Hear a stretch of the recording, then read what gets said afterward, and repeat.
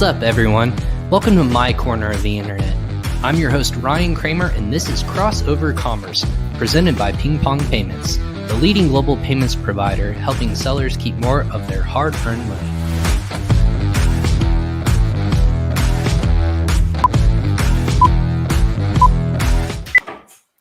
What's up, everyone? I'm your host, Ryan Cramer, and welcome to another episode of Crossover Commerce, episode 99 of Crossover Commerce, presented by PingPong Payments. Today's episode is titled, Where Are My Goods? Supply chain issues for sellers. It's really simple, right? Where are they? Like, are they on the water? Are they on my front in the warehouse? Where are they? So that's what we're calling today's episode. Obviously, one precursor to 100, but we'll talk about that here in a little bit later on in the episode. Crossover Commerce is presented by PingPong Payments. PingPong transfers more than $150 million a day to e-commerce sellers just like you.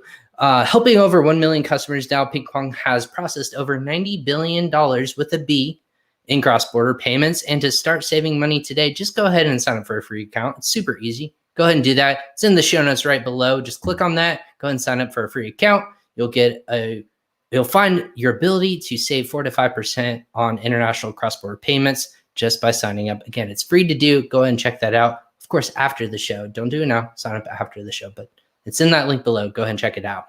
A big welcome to our audience who's watching on Facebook, YouTube, LinkedIn, and Twitter. As always, if you're new to the show, welcome for the first time. This is my lovely corner of the internet. As the intro said, I like to talk to people who are big in the Amazon and e-commerce space, who are big about knowledge and helping other people grow and taking that one step further in their business to scale up and grow their entrepreneurial journey.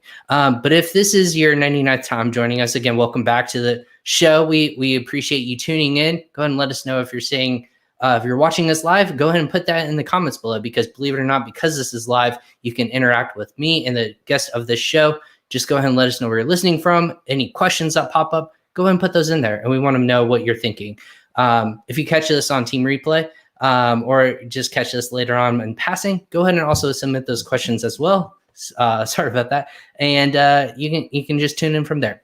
Anyways, if you are listening to this as well, just in audio format, we appreciate you doing so on Amazon Music, Apple Podcasts, Spotify, Google, wherever you're truly listening to a podcast. Just search Crossover Commerce. If you aren't already subscribed to it, go ahead and do that so as well when new episodes become available. Season 1 is already out there. Season 2, which will be tons of content, will be coming here shortly. I have lots of cool things in the works, so stay tuned for that when new audio formats are coming out. We'll definitely catch up for that as well.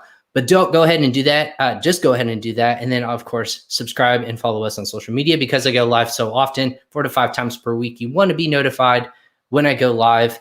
Again, so much content we're pumping out here at PingPong Payments and Crossover Commerce specifically. You want to stay up to date on the latest and greatest news as well. So go ahead and follow PingPong Payments. Follow myself. I don't buy it. I love sharing content with people, both personal and professional. Go ahead and subscribe and follow us on LinkedIn, Instagram, Facebook, all of the social channels as well. Clubhouse. We might even talk about Clubhouse later. Who knows?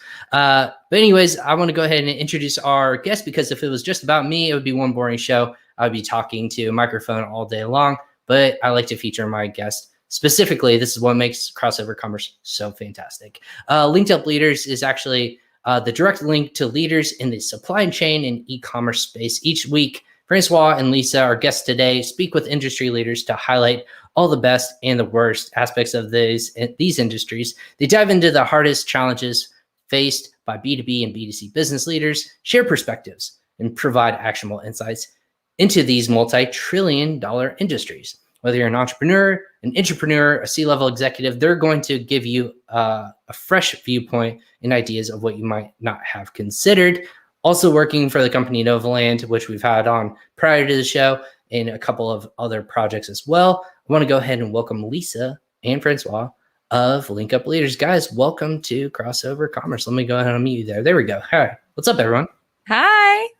Hey, how's it going, Thanks Ryan? for having us on. Yeah, this was a turn of events quickly, because if anyone's super dedicated to the show, you know that I had a different guest lined up today.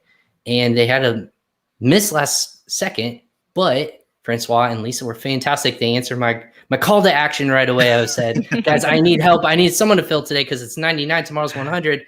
I can't do 100 without 99. It's like a math problem. Like we don't skip it. Like I teach my 6-year-old, you gotta go in order. I can't stick around like that. So yeah, 99 had to happen, and you guys answered the bell. So I appreciate that. Jumping in last second, we're gonna have a lot of fun. So I appreciate that for sure. Absolutely. We couldn't leave you with 99 problems. I mean, I know. Yeah, and a missing episode ain't one. So exactly. Yeah. Anyways, Lisa, is this your first podcast as a guest? That's my question for you. In this industry, yes. I've been a guest on a podcast one other time.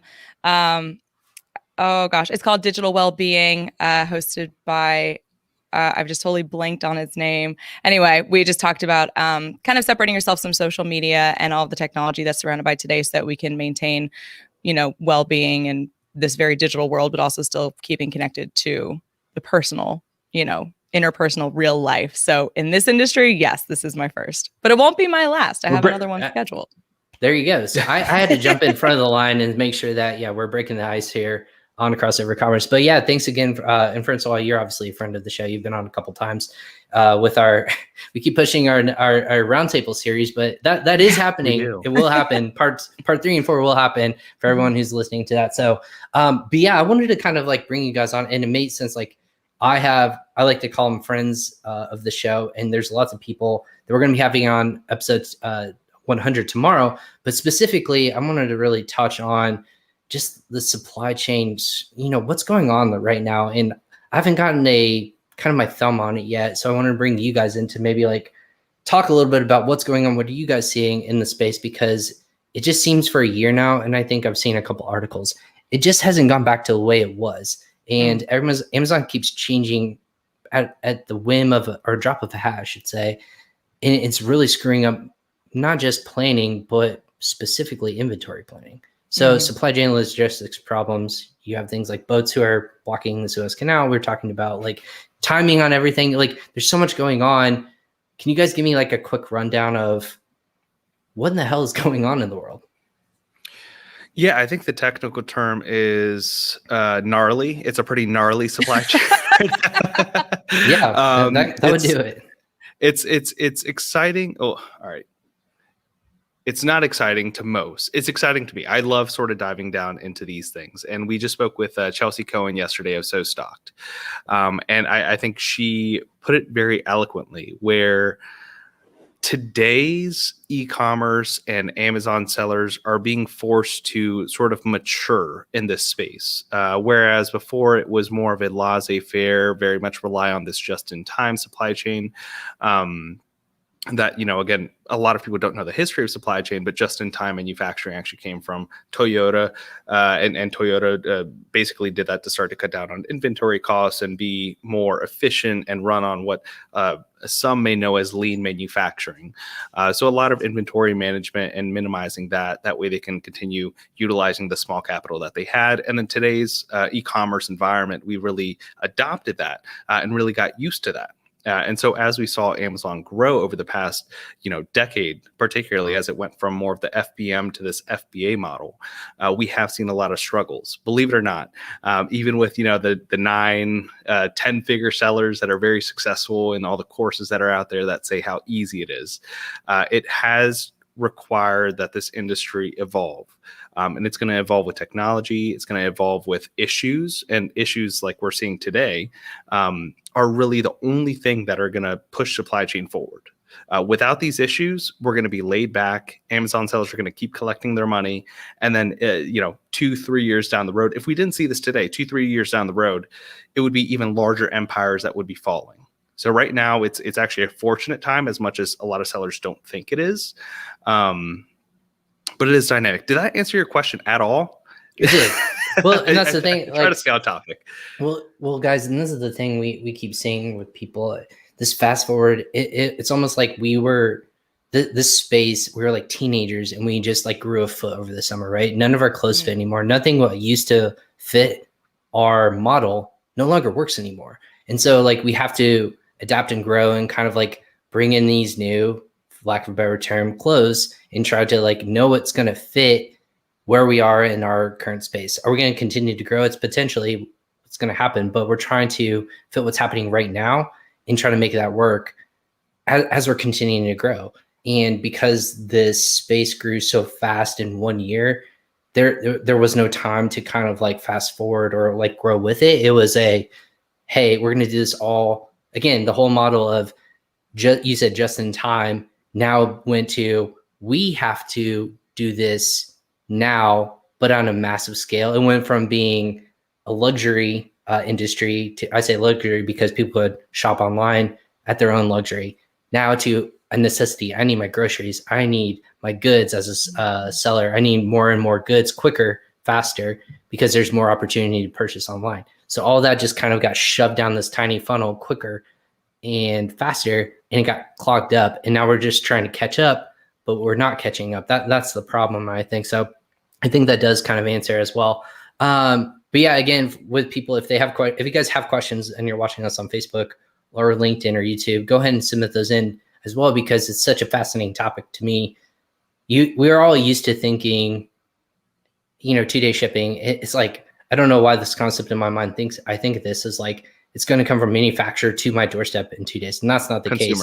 Yeah, exactly. Consumer thinking, right? 100%. Right. You guys know the drill, right? A lot of people are like, where the hell is it? In like my bed, it didn't get to me for 6 months. I'm like, what's going on? Like, why is my bed frame not here? Well, it's because it's on a freighter parked in the middle of the Pacific Ocean that's not able to unload to get to my house eventually. So all that stuff adds up over time.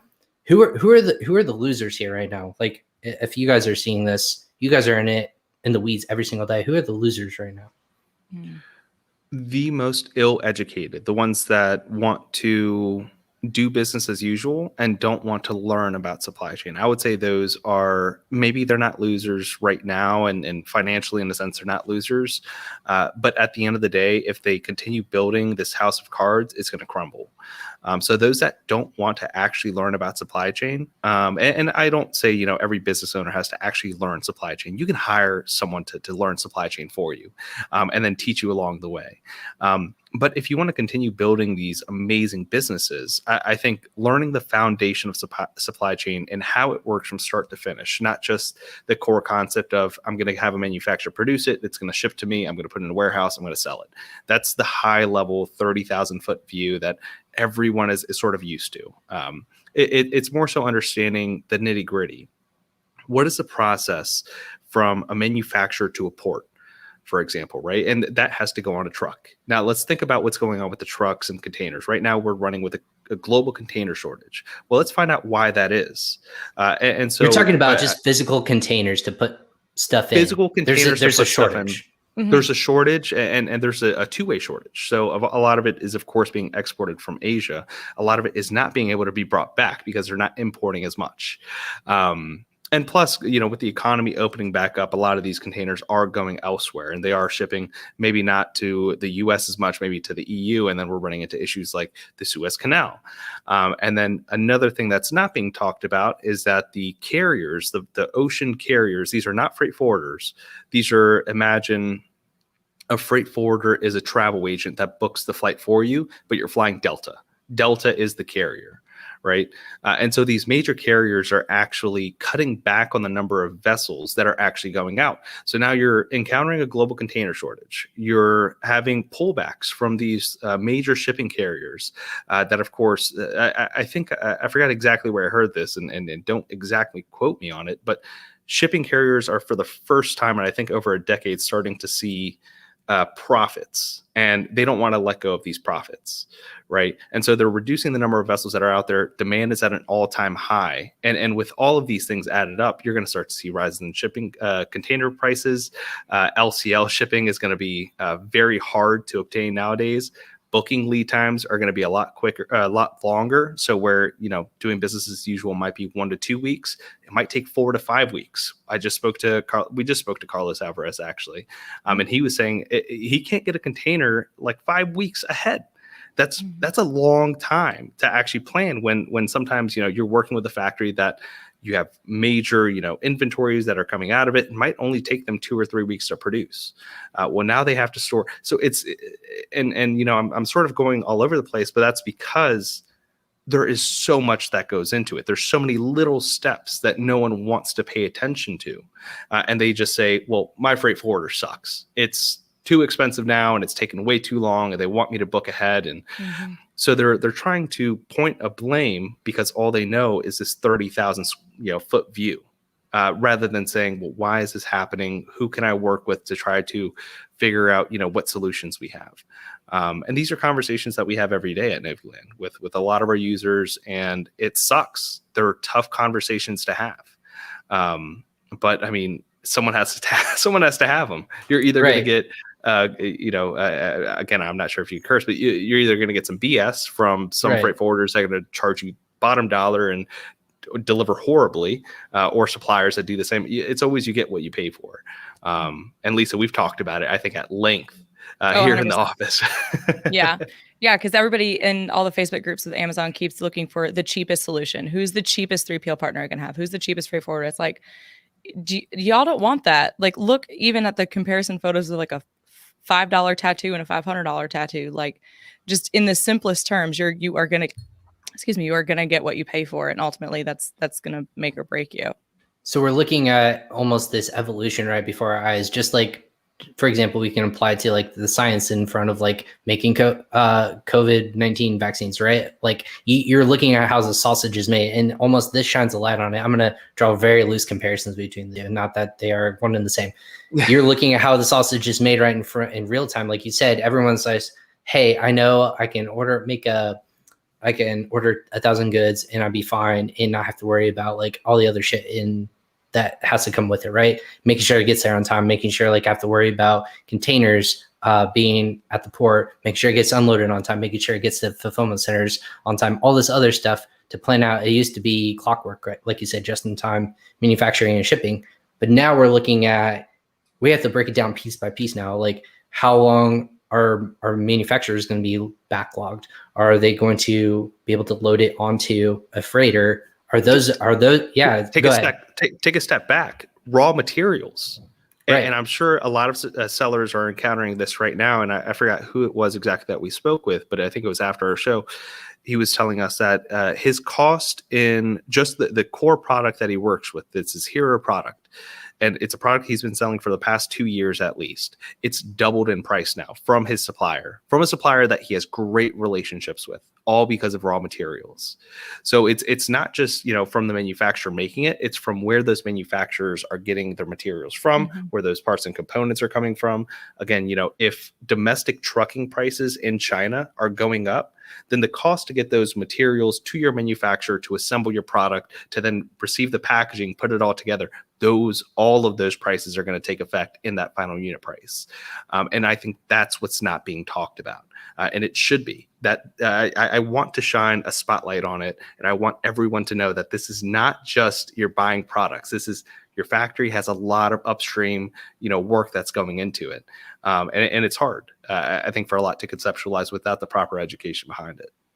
So there's so many different ways that we can like obviously go deep dive in, and we have I think we have a great time to do it. And again, just shouting out to a couple of people who've asked questions. Again, hey guys, looking for the show. Thanks, Blake of Canopy Management. But Rob Stanley, obviously a friend who's talking about a couple of this. Hey, have we talked about inspections and tariffs? So maybe put this on our list to definitely cover. I think it's something to consider about, because he mentioned a little bit later, a new administration, obviously in politics, tariffs to go down, and that's talking about like all the different fees you're getting to import from different countries. Depends on where you're sourcing from, right? You're talking about China, you're talking about India, you can be talking about all these other countries. If there's a tariff in place and it might be super high, like it was in the past couple of years, there can be a significant either droppage in price, which helps you out, but there also could be other price wars and other facets that we might not see. So, yeah, so those are kinds of things that are super fascinating to me.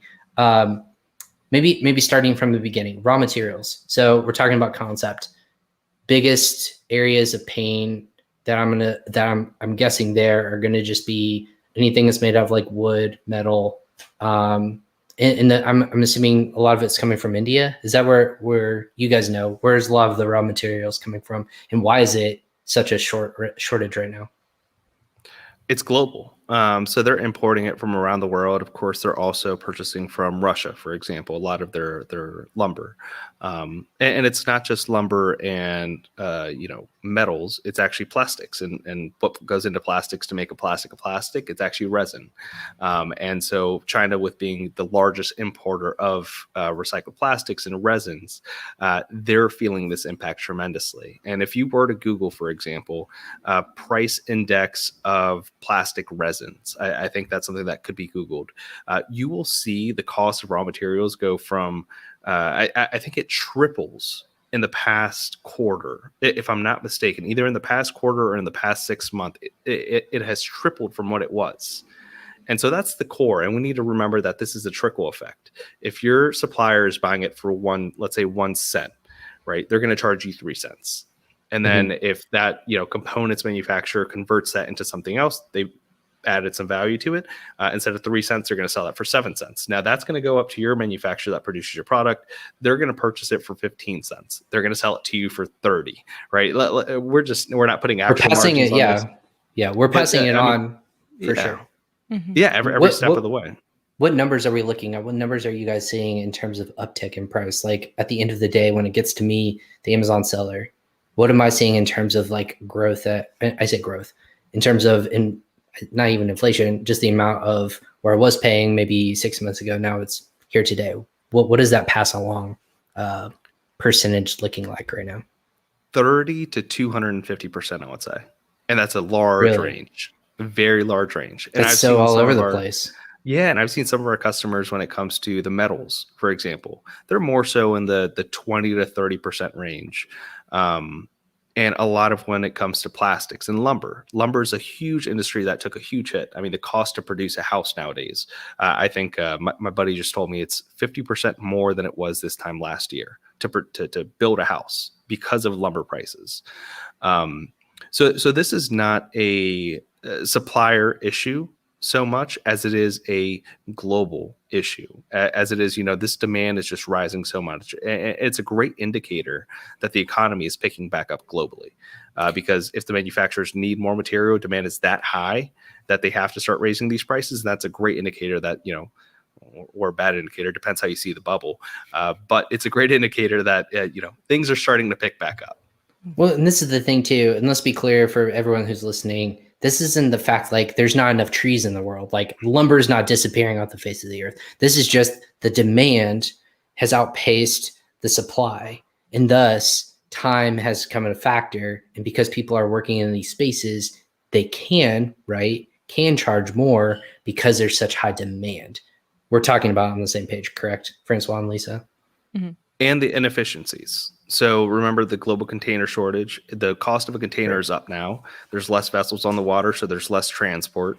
The truckers are able to charge more for transporting domestically or, between manufacturers. So all of these costs are going to add up into your raw materials prices going up. And this is something where if you ask your supplier, hey, why is this happening? Or you try to negotiate them too hard on the price, they're going to be like, well, this is just what's going on. It is what it is. It's going to be a little bit harder for them to explain, but I think having this knowledge can arm you with, hey, how can we together bring these prices down? You might have a different supplier that can, give them one of the major components to your product, and that can help bring down the cost. It's somewhat who but it's also about operational efficiencies and inefficiencies. So stupid question. We keep bringing up container shortages. Why not make more? Dumb question. Is that a dumb question? Like a container in my mind, you see them all over the place, just sitting on docks and whatnot. You do. Why not make more if that's the case? Like I don't have an inventory list of worldwide, but it sounds like that there's just not enough made. Is that a silly question?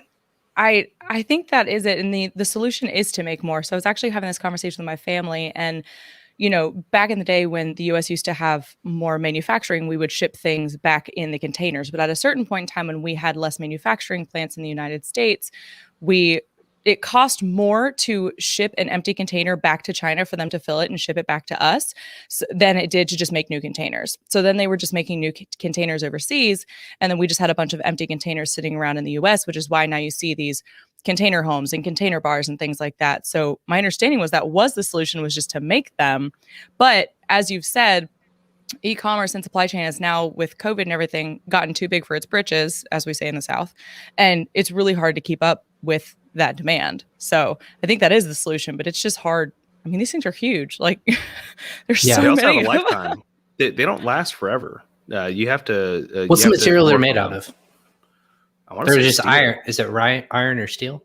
Well, and I'm no chemist or anything like that, but when you're on high seas, I'm thinking of saltwater pelting these things. Either bad weather, it just sits out there. It's in the sun all the time. Oh yeah, they're gonna rust out. So I'm doing math of water plus salt plus open air equals rust. So in theory, doesn't last long, like you said. I'm curious if anyone is listening to this, if you know the shelf life of a vessel container, drop some knowledge on us. Yeah, well let's keep that. I'm curious to learn. So if you know that, just let us know. And no guessing, but you have to tell us the truth. If you know that, just let us know. So interesting. So we're looking at shortages that way. It makes sense. Like you just not make up. A lot of stuff is trying to, again, pick back up. So where the demand is, I'm assuming it takes a while to make all those. And you don't think about it. You can't just ship them back to where they come from. It's not just like a reusable container. They have to go back on the boat across to wherever else. You have to logistically think about what's the best way to get from point A to point B and then back from B to A. Whether it's reuse them or, if we're not doing more export, then we might be sitting on them for a longer time. And I don't know who's stockpiling them, but there's a country out there who's sitting on a nice mound of containers and you need to return them to their owner. Well, they're using PPE. They're storing PPE in containers nowadays too. They're storing them. They're not unloading them. Stockpiling PPE in containers is the thing. So there's thousands of containers out there that are just storing PPE right now. But yeah, I mean, on top of that, it's like you said, it has to go both ways. Or I think Lisa mentioned that. And same thing with rail freight. I mean, the reason that rail freight, the prices are starting to go down is because Europe is starting to figure out what else can you export back to China. And China realizes, hey, we're saving a lot of money when we're importing more products and we're using them as consumers, of course. But that helps the trains go back and forth a lot more cost effective. So you have started to see these rail freight prices start to go down. But of course, with everything else going on now, they are still staying high relative to everything else. Right. Yeah. We say high, and again, you're talking, like you said, an uptick of 20%, 30%, but it could be a super high, which is a lot. Oh, sorry, shipping is like 3 times. That's different. Yeah. Yeah. Shipping is I've like opened Pandora's box. Let's go into this now. So a container's like $3,000. Exactly. That's what I'm saying. Like a container, like you said, is $3,000 just to get it over here. But you said shipping, that's on top of it, right? It's almost like your container fee, but then also to ship it to you. That's what we're talking about, correct? Well, so we just talked about raw materials. The raw materials is what I was talking about, the 30 to 250%. So materials itself is just really, really big depending on who you are. Gotcha. So and that's the cost of the product. Yeah. Right. So product is at your supplier. If I'm a new seller, if I'm just a seller in general, I still see that uptake on if I need to reorder wherever I'm selling online. I could be a seasoned person. I could be a new person. It affects everyone. So that's point number 1. Point number 2 would be if I'm, and maybe this ties to the other point that we saw recently, is Amazon has now implemented this new storage limit, which again, you hear about all these different topics of how much can I have of one item, or it's an ASIN base or ASIN base, excuse me, not ASIN base. We're not talking about the group, everyone. ASIN base number. So you can have that limit, but then they actually open it up to say that there is a limit. Again, correct me if I'm wrong. There's a limit on a account level now. So you can only have so much inventory across your entire account in an FBA warehouse at one given point in time. So now there's an issue of I have to play math really fast, because do I need to push out bad or products that I know aren't performing well just so I can have my best sellers in there? Or do I need to start playing chance and just like let stuff stock out and not replenish that? But there's a cap. I'm getting capped now. Hmm. What issues are we seeing there for you guys? Are you seeing more sellers? Not to say I can't launch anything new at this level because I have this number one seller. Why would I give up something to test out a new product? What are you guys seeing there? I think, Lisa, you did some research on how those inventory levels are affecting or no? Well, I did, a little bit of a dive, but it's mostly the information I have is from our conversation with Chelsea yesterday. So you're right. Everything used to be on a per ASIN basis, and it was 200 unit limit. If your IPI fell underneath a certain threshold, which everybody knows Amazon's been changing willy-nilly since the beginning of COVID. And a point, that you had made that the landscape is ever changing. And it is with Amazon too. It's unprecedented that they've made a change like this and implemented it the same day as their announcement that usually give you time to plan for these changes. But so it is essentially per account now, but I think they said they call it product type. But the idea behind it is to get that product that isn't moving or isn't selling out of their warehousing. So they're capping you off. So you either just liquidate out whatever's not moving. It's so that you're not using FBA fulfillment as storage, like true storage. Right. They want to just be a distribution center. They would rather be more liquid inventory instead of sitting there as a potential, product launch, facility, or just something where, like you said, long-term storage. There's no place for it. They only have so much space, but because of all this, I call crap. There's all this stuff that's come in now. They don't have anywhere to put it, and that's crazy to think about how big these warehouses are. There's not enough space to put everything, so now they have to, by definition, cut people off and say, "Listen, it's only stuff that's going to move." Now, problem with you guys is how do we take that just-in-time thing where you guys are trying to get that off the table and try to get more planning involved? Now you got to get even smarter and say, how do we time it even more right and correctly to say that if I'm going to, at this pace for my bestseller now I have to make sure that my bestseller goods get there because I can't just let it sit there, or I'm going to get dinged, or, I have to basically weigh the option of, is it going to sell quickly, or do I take a chance and let something not be there that's going to be fulfilled by Amazon, which is all these different benefits, it just sit there, and then you're losing out on money one way or another. So what's that conversation like with your customers now? It's a maturity thing. I think very much in their business. So it's how much, first of all, capital do they have to invest? What services and partners do they have? And that's whether they're our customers, or if they're just a standard Amazon seller, if they want to call themselves an e-commerce or an online seller. So it's knowing where these bottlenecks are created. So if you have the working capital to purchase inventory and for a fact that you're going to sell it over a certain period of time based on certain campaigns that you run. We were just speaking to Yanni about this actually a few weeks back, and you have the proper launch strategies, then you would be able to place those larger orders with your suppliers. You have better leverage for getting better pricing. You can optimize your shipping costs from overseas, and you have typically more options. The more you spend, no matter where you go, you have more options, right? You could talk to your supplier about storing a portion of your inventory at their warehouse. They may be open to that. That's not to say they won't ask you to pay for that inventory up front, but that mitigates one step of your supply chain. So that means you don't have to wait for the time of manufacturing, and you don't have to worry about is the raw material cost going to go up, or are they going to have capacity for me when I absolutely need them?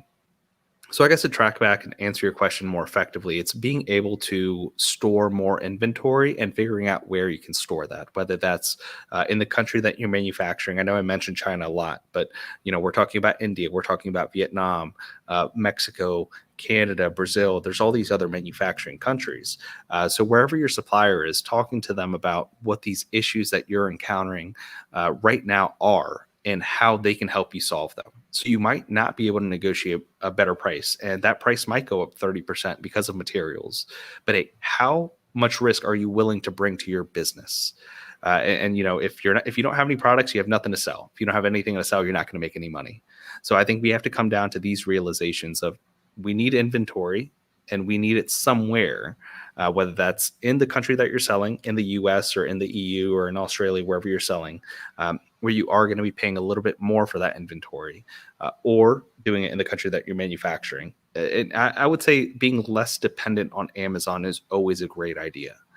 Because as we've seen, Amazon controls their customer, or they own their customers. They're starting to release a few more demographics from what I've heard. But at the end of the day, you don't have direct contact to those customers, right? They want you to keep spending on that PPC, and they make these terms very vague for you. And then we see with the inventory constraints, and it changes at a drop of a hat, where you primarily would use them for storage, maybe for 3-4 months worth of storage. Now you can maybe be limited to 2, and then you're figuring out where else you're going to store it. Hey, am I going to get the same Amazon FBA center? Is it still going to be California? Is it going to be split across 2 different centers now? There's all these different questions that Amazon is not willing to answer, because they probably don't even know. They just have an algorithm where you plug it in and they play for you. They tell you where it goes. So knowing your options is important. Knowing what 3PLs are, not going with the cheapest one, like Lisa was saying earlier, very important. And having partners. I think this is a time where a lot of businesses are going to realize the importance of partnerships and relationships, and not just transactions.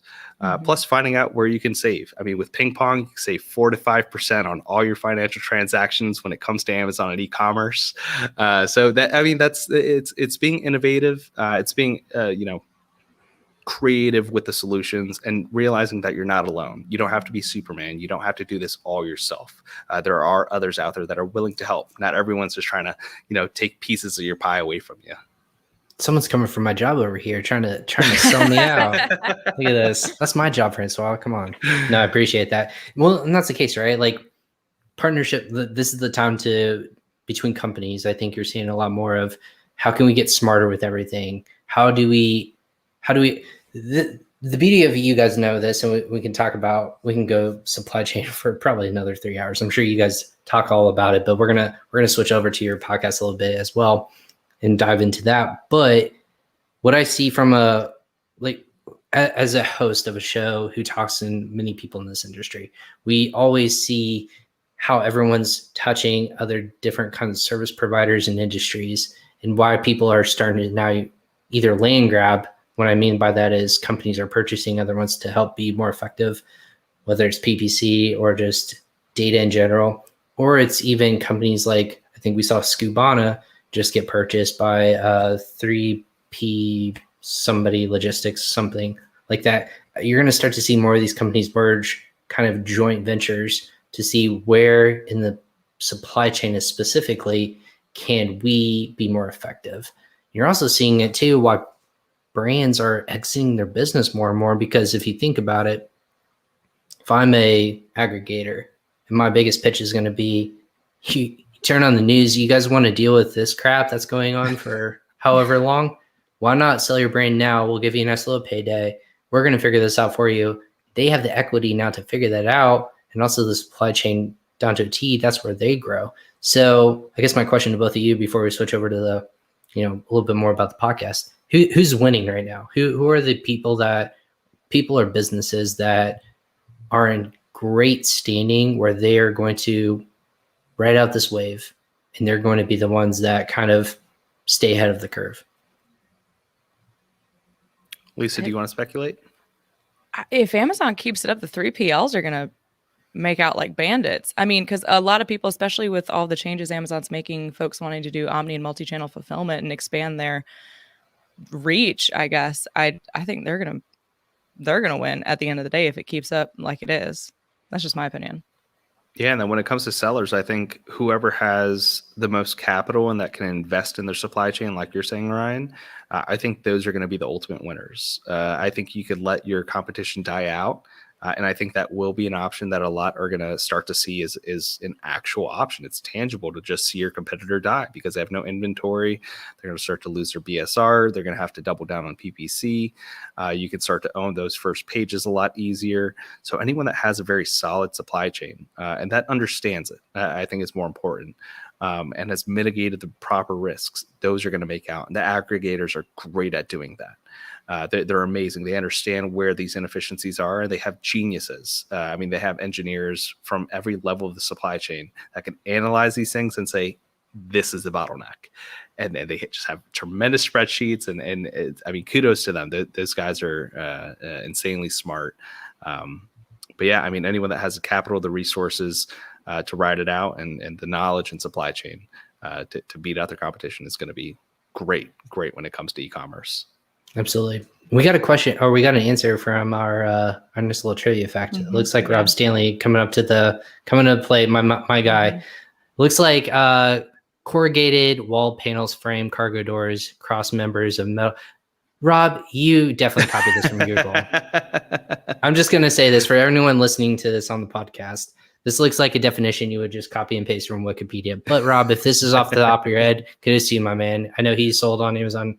His wife's still selling on Amazon. So it would make sense for them to know that. But yeah, he lives out there in California. They would know what those things are. You just walk up to one right now and check it out. But yeah, weathering steel, special steel. No, there's weathering steel, primary material for shipping containers. Good stuff, man. Thank you for that little lesson. And this segment of the show is, what is a shipping container made of? So weathering steel is the answer. Cool stuff. So you guys are going through this with your customers on a day-to-day basis. I'm curious to see, with that being the case, it's very difficult to figure out, where are you guys seeing where you guys are stepping in and saying, we're going to fix your problems as Novaland. We're going to help you kind of ride this out and bring some value to you in this way. What are those kinds of conversations looking like right now for you guys? Well, I think we're talking about efficiencies, and that's mainly what I've been hitting on every step of the way, and even saying, aggregators have these geniuses that look at supply chain and analyze it. We own the full stack. So all the way from the manufacturers and talking to them, through quality control management, through logistics, through fulfillment. I mean, when you own that full stack and you can centralize it all on a platform, and you can use automation to handle a lot of the trivial tasks and reminders and all these parts that go into it, that traditionally are done through email, that are done through Excel, that are done through WeChat, and they typically require multiple parties. So multiple companies that you have to work with, QC inspectors, freight forwarders, manufacturers, potentially a few other people at your company, merchandisers or buyers. We can help them consolidate all of this and centralize it to make it more efficient. Now, that's not to say we have every manufacturer that can produce every product. We're getting there. We're continuously growing in that aspect, but we are simplifying the way that global purchasing is done. And that's exciting. And that's why I have absolutely no problem diving down a rabbit hole for 3 hours in one very specific thing that has to do with supply chain. And I know I nerd out a lot with Lisa, and I'm sure she's tired of hearing about it. She knew what she was getting into. At the beginning, I didn't. At the beginning. Maybe now she does. At the beginning, now I'm not very so much. aware. I get very excited about it because it's the core of everyone's business, but it's the core of the world, honestly. That's in my opinion. But it doesn't touch just e-commerce, right? This is global commerce. What we talk about on the show, I use the phrase e-business. E-business is being touched on literally every aspect of the world. It's localization, it's cultural appropriation. It is making sure that you're getting product or service from point A to point B. It doesn't have to just be sold online. It could be your retail inventory. It can be your clothes in stores. It can be how you it's how medicine's being done now. It's how grocery shopping. Yeah, vaccines. It's how doctors are now looking at their patients. It's how we're grocery shopping now. We've gone from a point of shopping online was a luxury. Now is a necessity. Necessity is scary for a lot of people because they either don't want to adopt a change, they either grow with it, or they get burned by it. And I think that's what a lot of people are scrambling now, is going back to our original point. There's such a growing pain. We're in the teenage stage of what commerce is right now on both consumers and as businesses. How are we going to evolve and adapt? Hell, people didn't even go to an office for a year. Now people are even see, is it even worth it? I know former companies of mine, they're like, we're just going to stay remote. This is nice. Like, I don't want to go to an office. that's a win for some businesses. That's also a pain for retail stores and shopping centers. You know what I mean? Like there's all sorts of ebbs and flows, but how are you going to adapt and what are you going to change to make people's lives better, more effective? Awesome stuff. So you guys have so much knowledge to share. Obviously that obviously I would assume to lead into your podcast, Link Up Leaders. So maybe tell me a little bit about why now, why is this the time that you guys want to bring more education to the space? And then obviously just tell us about like that evolution to kind of bring it to fruition. Yeah. So I think as far as the timing of the show, Francois would have loved to have had this launched 2 or 3 years ago, but he just didn't have enough hands. That's why I got brought onto the team. So yeah, Link Up Leaders, like you said, it's the direct link to leaders in supply chain and e-commerce. And obviously we try to offer any insights or information that we have through our experiences at Noviland. But did I get muted? No, okay. That was me. That was my fault. Okay. I don't like what you're saying, so we're gonna mute you. No, I'm just saying. Well, but yeah, so we like to offer any information or insights that we have from experiences at Noviland and working within the supply chain and e-commerce, but more importantly, to bring leaders from all of the different facets. So, logistics, 3PLs, PPC for not just Amazon. There's so many folks who are selling on Shopify, WooCommerce, Big Commerce. I can't remember all the names of them. Magento. But really, it's just about education. The ones who win are going to be the ones that have all the knowledge and information to best arm their business and do the, inventory planning and management, things like you said. So Francois and I really just wanted to get this started so that we could help better educate not only our users, but everybody that's in the industry. And it doesn't even have to just be e-commerce. It can be anybody working in supply chain in general, talking about trucking in the US and the shortage of drivers that we've had for a hot minute now, and the containers that, you just said, Ryan, affect absolutely everybody. So that's all our goal is just have a super fun show, a 1-hour conversation, sometimes multiple times a week with different leaders within both of those industries to just share as much information as we can. That's amazing. So what's been, as one podcast host to mm-hmm. What's been the most exciting thing to start this? And then also on the flip side, what's the most challenging thing to start a podcast then? So from my experience, I didn't have any experience in supply chain or e-commerce prior to working at Noviland. And I've only been here for less than a year. I got hired on July of 2020. So the most exciting thing for me has been actually learning all of the different fun, cool things about the industry and about Amazon and all the nuances and intricacies, because I'm still so green. It takes years to learn everything about these industries, and everybody's learning every day. So I like learning alongside with our audience and being able to ask those questions that I know they have on the other end, and either they watch after the fact and it's like, oh, we get the question answered for them already because Lisa had no idea what they were talking about. So that's been super exciting for me, and just being able to learn from all these folks and make these different connections and, become great friends with folks like you. The challenging part, the challenging part for me has been, it was just getting it launched. It was just like preparing for it, making sure you have all of because I'm very much so a T's crossed and I's dotted, measure twice, cut once kind of person. And sometimes you don't get to do that. Sometimes your guests cancel. Sometimes people reschedule last minute. Hey, we know, and this is no slide on our guests. I know things come up in time, but it's one of those things, like, we live in a now society of, when you do show live, like we do in this one, maybe they don't know that I was going to surprise them, I guess, that we were going to, but willing to reschedule, I definitely love. But that's why that's a beauty to have, like, almost like this Rolodex of people you can just like tap into, say, hey, I didn't learn enough. Wait, I need to learn more about this. Like, who can I touch? And that's what's the most exciting thing about the space. Who's doing this consistently. You're constantly can go to every topic, even though I probably heard at this point of my almost 100 shows, of the 99, I've probably heard 10, 15, 20 of them at least be PPC. And they're like, Jesus, again with the PPC. God, no. But the thing is like the exciting thing for me as a host is I know I'm going to learn a different perspective from each and every person. It doesn't have to be, it can be taught to me. The same stuff can be taught to me, but in a different way. And that's what's so fascinating, is that you can come at it from a different perspective. Someone always says something different. And that's where I kind of latch onto. It's always fascinating to see how people look at one topic and can dissect it so many different ways. So I'm sure that you guys will see that the more. How many episodes are we at right now for you guys? Oh gosh, I just did the count the other day. I think tomorrow is going to be episode 28 or something like that. Dang. Yeah, All and right. we launched on March 1st. But to your point of just getting different perspectives and things, I was just thinking about it. Like, it's pretty common knowledge that whenever you're looking for a product to sell on Amazon, I wouldn't say common knowledge. It's common practice, I guess, to not just follow whatever you're passionate with. Like, you want to do something that you know is going to sell well and have a pretty good ROI. And if it's maybe not the most interesting product to you, that's okay.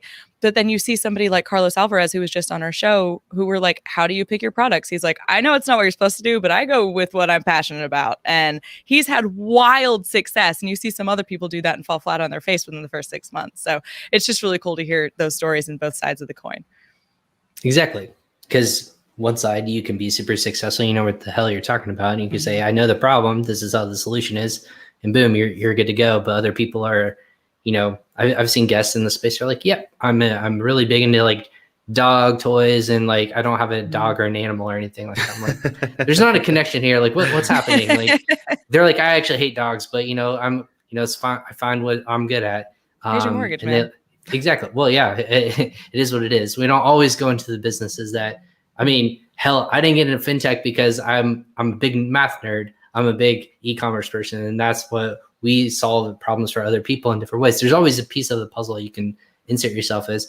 I don't know anything about, I won't say anything. I've learned a lot.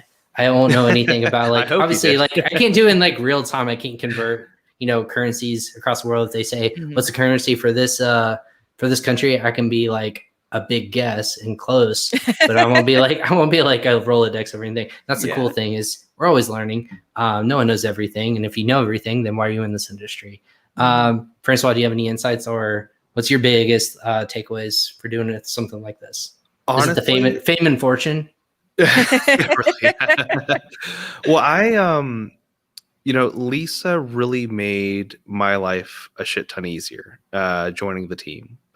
Completely honest, when she joined back in July, it took a lot off my plate, and she was able to make this podcast a thing. So I am grateful to say that I didn't have too many challenges. I think our hardest challenge was deciding if we were going, with the regular schedules or live versus recorded. And I'm more of the laissez-faire side where it's like, we could go live. If something goes wrong, it's fine. It'll happen. Someone that cancels, it's going to be okay. We'll figure something out. So I think we balanced each other out very well there. But the most exciting part, I made that sound very easy. There was a lot that went into it that Lisa specifically took care of that I was not good at. I knew that I was not good at it. Like the planning, like getting, the guest in line with, hey, this is what's going to happen. If you go full screen, we didn't drop off. It's just you. We're using it. So she did everything when it comes to preparation. I'm very grateful for it. So she made my life a ton easier. She made the show possible I don't think we would have had a show without Lisa. So very grateful for you, Lisa. And then in regards to the most exciting part, I love talking to people that are a ton smarter than me. And that's why we brought Lisa on board also. I'm definitely not smarter than you. Well, I mean, everyone's smart about something, right? And we get people on that are very, very smart about fintech or that are very smart about Amazon or PPC. And they give you all these, like you said, these different perspectives, which is exciting to hear. But I am also a big fan of rabbit holes. And so I kind of start to dive down, what's this? What's that? And they're simple questions that I thought I knew answers to. And then I always learn something new. Similar to supply chain, I get to deal with this day in and day out. And I get to go down those rabbit holes because I know what I'm looking for. Well, our guests get to tell me what I'm looking for. They get to tell me what is the next step. What else is going on that I don't know about? What should I be looking into? What should our customers be looking into? So that's the more exciting part, that I get to learn something new every single time we have a conversation, whether that's with Carlos or with anyone else, with yourself, with, the host firing the man. There's so many cool people and we formed this awesome community. I mean, the fact that you just messaged us, not too long ago and hopped on here, I consider you a great friend. So I love these conversations. I think it's an awesome community to be a part of. There will be a day when I meet in person with people that I've had on this podcast. Yes. I've truly only had one person on the podcast almost out of the almost 100 episodes. Some people I consider really close to me already. It's been one hell of a year, guys. So that's how I look at it. But I've only met one person in person, one individual in person. But that's the crazy thing about it, is that we're all kind of going through this together. I know people are starting to like go through conferences, and now we're starting to meet with people, and that's coming, and that's in due time, which is really exciting because shoot, I don't know what people actually think of me in person. I don't know if they're going to have the same perception of me. They're going to see how short I am. They're going to be like, what? Who is this guy? This guy teaching his son baseball? Yeah, I was going to say, my God, he's 5'7". Yeah, I am 5'7". Like, I'm a short guy. But that's the thing is like, I hope, this is my hope, kind of like, I don't think this is the case. You can see a lot and learn a lot from people through their voice and through their mannerisms on things like this. And I truly think like people don't put on a front like this. They truly themselves. And that's why scripted stuff is not how we run this show. It's always like, tell us more about yourself. Let's learn about the individual. And if they're stiff, they're stiff. Like maybe that's who they are as people. But if you can kind of be loose, you can learn information and pull it from an instance. That's why we don't edit these podcasts, is because I can make myself look really cool and really, really awesome all the time. But that might not be me in that moment. So I'm just kind of going to run with it. That's the beauty of doing shows and podcasts, I think, now more than ever. And I hope that truly, my hope and wish is that it translates over to people in person. And when we do events and we're talking in front of hundreds of thousands of people in real life, I truly think and hope that that's the case. And it's not just a facade or like a show, if you will. So that's kind of my thought. But yeah, we've been truly lucky, obviously, to have you guys on and kind of share some knowledge and insight too. Is there anything that a third of the year is already gone in 2021? And I remember having conversations with everyone saying 2021's a year, everything's gonna get back to normal. We're a third of the way through the year. What's the rest of the year? I mean, I'm sure we'll touch base obviously before then, but what's, for people listening now, what is the next couple months look like for you guys and for just business and what you guys are doing? Growth. I think we have some exciting projects that we can't talk about it. Not yet. I don't think not yet. No, not yet. But we have some exciting projects that will be coming out very soon. All right. And we could talk a little bit about it maybe off air, but we got to keep it close to the chest. So only close friends, only with you, and a few select others. But I think more so when it comes to e-commerce and online sellers, I think this is what they make of it. I think they can use this as an opportunity to beat out everyone else that's not willing to put in the work. I think you can find new 7, 8, 9-figure sellers after 2021, just like we did after 2020. But I think we're also going to see a lot of empires fall. A lot of sellers that thought they were very successful in that they had solid foundations crumble. And that's going to be very unfortunate. Or hopefully they are able to sell their business beforehand, and the aggregator is able to help them continue to grow. So I think it is what you make of it. You can always turn a tragedy into a positive. I don't know how that saying goes, but yeah, I mean it's an exciting year. I think it's very dynamic, and everyone has an opportunity here. Lisa, anything for you? Well, I was going to say, I have a question for Francois. Actually, we haven't talked about this yet. So generally speaking, we start telling folks in, July, August, you need to start preparing for Chinese New Year. With all the container shortages and everything else going on, do we need to start that now? I mean, how do you see the next 6-9 months playing out? Well, to add on to that, Prime Day was teased or very much heavily hinted at for June, July, and that's already happening. It's too late for that. Right. But yeah, you're talking about Q3, Q4, when for a fact that there will be lots of, again, more online shopping. What's that look like? Good question, Lisa. I don't know. I have no clue. I mean, I think we should start talking about it now, but I think also, and I think I need to correct myself from earlier, containers are not $3,000. They used to be about $3,000 going to the West Coast. You're seeing bids as high as $12,000 to $13,000 for that exact same trade lane. So over triple what they were before. So just wanted to correct myself there, but I think it's going to be hard to say. I think everyone should start to, if you think that your products are going to continue to sell, I think you should invest in more inventory. I guess that is the one consideration that I have, inventory, and that's the only thing. Everything else can sort of, be eaten, whether it's the 3PL storage costs, whether that is the ocean freight, whatever those steps are. Those are, steps that move your inventory, but without the inventory, you have nothing. You have none of those steps. You have nothing to sell. You have no profit margins because you have no product. So it's just remembering that inventory is going to be key. Just kind of like how we all say, during a recession, cash is king. Your inventory is king here. Mm-hmm. And Absolutely. one quick little just thing that we keep saying for like inventory replenishment is the 3 W's: working, water, and warehouse. You always want to have something in the works at your factory. You always want to have something on the water on the way to your warehouse, and then something, I think I said that wrong, in works in the factory, on the water, and then in the warehouse being sold out.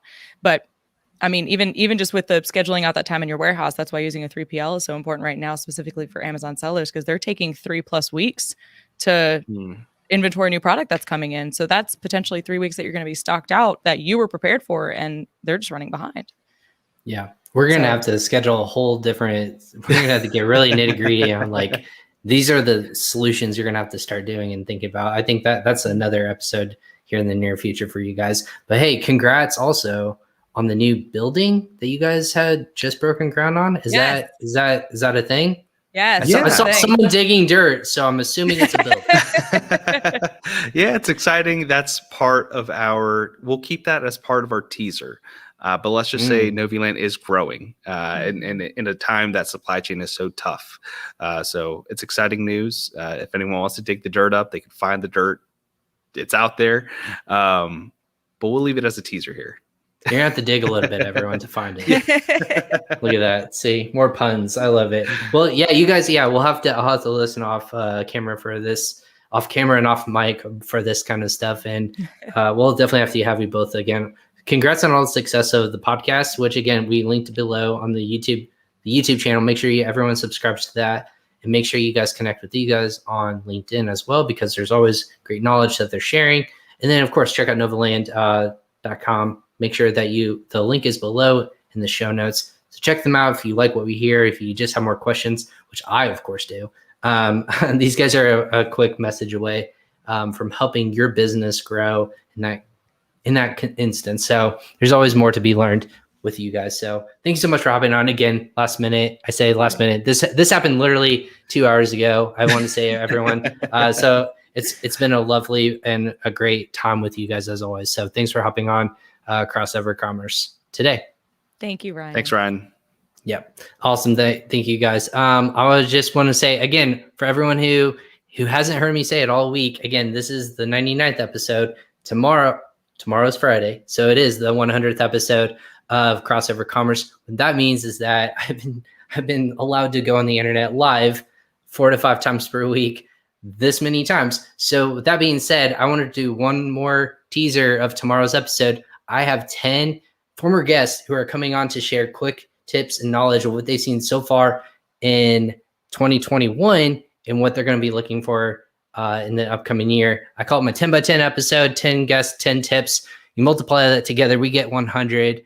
It was something that we wanted to create and do a little bit of celebrating as well. I think it's a cool milestone. We've been able to do this, and people are still willing to come on the show. Let's be honest with you. That's kind of the beauty of this show. We want to bring more knowledge, more wisdom, more understanding of the space, make it more e-business focused for Amazon and e-commerce sellers. So with that being said, again, just to kind of tease a little bit what's coming tomorrow for a big 100, check out this little teaser clip that we put together. What's up, everyone? I guess we're live right now because it's blinking at me as live. What's up, everyone? What's up, everyone? Episode 32 of episode 46 of episode 76. Welcome to episode 80 of Crossover Commerce, presented by PingPong Payments. Thank you, everyone, for, again, tuning into Crossover Commerce. This is my show that I go live 4 to 5 times per week. It's a lot of content, but it's my passion to bring you the best and greatest minds in the Amazon and e-commerce space. I only do this for you, the Amazon and e-business community. So my job is really easy in that regards. If that doesn't get you hyped up and jacked, I don't know what it was. You're on the wrong show, I think. But that gives me goosebumps to think. Shout out to my team, Robert Charles and Jamie, and our new marketing manager, Tommy, for putting that together. They've been really supportive this whole journey. If I have people who come on last minute, they're putting together awesome assets. So I just want to give a quick personal shout out to those guys who may be listening, or they're doing other things for our global team as well. But just shout out and thanks to all of our guests, of course, today with Lisa and Francois, but of course, all of the many ones that have come on the show. We're going to talk about more tomorrow, 1 p.m. to 3 p.m. Eastern. Again, if you're busy, it's a Friday. I understand. Tune in or tune out. You're hearing my dog in the background shake, so I have to go let her out. That's the beauty of this show. But with that being said, thank you for this journey so far. We're going to do a little celebrating, a lot of information gathering and sharing tomorrow. So make sure you tune in. Again, we go live on Facebook, LinkedIn, YouTube, and Twitter. You don't want to miss out on a single episode. And again, subscribe and follow us on social media to be notified when we do go live. I'm Ryan Cramer, the host of this show, Crossover Commerce. Take care, everyone. Thanks for tuning in. Thanks for listening today and asking questions. And we'll see you guys tomorrow on episode 100 of Crossover Commerce. Take care.